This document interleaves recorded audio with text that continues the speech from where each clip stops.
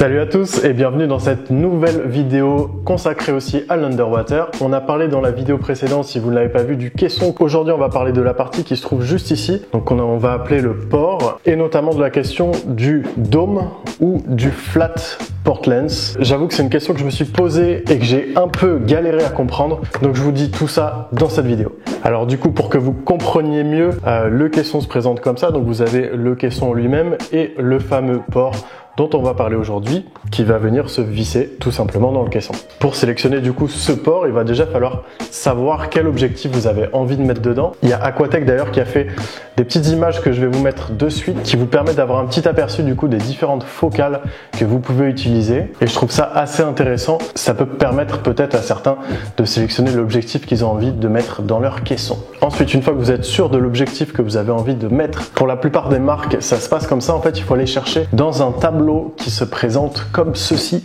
Ensuite, c'est assez simple. En fait, il faut tout simplement trouver son objectif dans le tableau. Donc ici, je vais prendre l'objectif que j'ai choisi. Moi, c'est le Canon 1635 2.8 série L et c'est le troisième, numéro 3. Et du coup, dans ce tableau, on va vous proposer plusieurs solutions pour votre port. Donc comme vous le voyez, il y a le port classique et on va vous mettre un port dôme, l'option dôme. Et il va même y avoir une troisième option qui va être une combinaison en fait entre les deux. Déjà d'une base de port avec ensuite un dôme qu'on va venir visser par-dessus. Dans ce tableau aussi, on vous indique le zoom.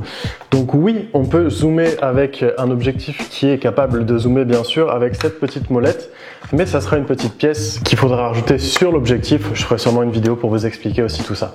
Du coup, on en revient à la question principale. Comment choisir entre un dôme ou un flat port?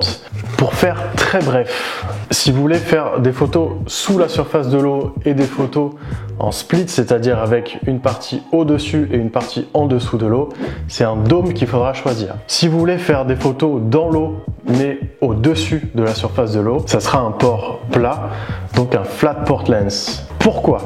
Donc on va éviter de rentrer dans toutes les explications scientifiques avec les reflets de la lumière par rapport à l'eau, etc., etc. Du coup, je vous mets juste pour comprendre en 2 secondes une photo. Vous avez du coup la même image qui a été prise sous l'eau. En haut, ça a été pris avec un dôme et en bas, ça a été pris avec un flat port. Je crois d'ailleurs qu'en français, on appelle ça un hublot. Bref, j'avoue que j'ai fait toutes mes recherches en anglais et du coup, je sais pas trop franciser tout ça. Du coup, pour revenir à cette photo, vous voyez bien qu'on n'est pas du tout sur la même chose, que la déformation est très flagrante, tandis qu'avec le dôme, c'est nickel. Alors, bien entendu, les deux marchent. Comme vous le voyez, on peut quand même prendre des photos sous l'eau avec un flat port et inversement avec un dôme, et j'avoue que c'est ce que je fais personnellement.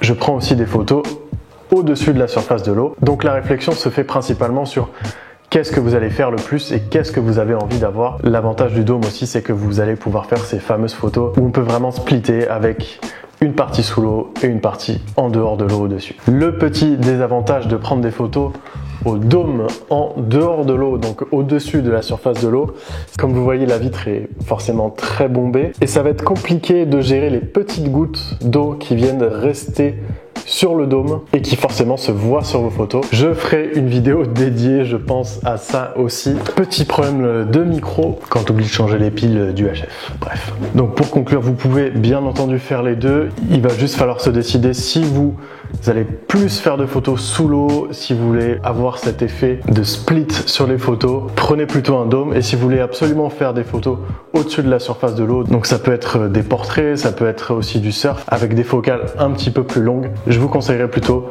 le flat port. Voilà, on a donc fait le tour du sujet aujourd'hui.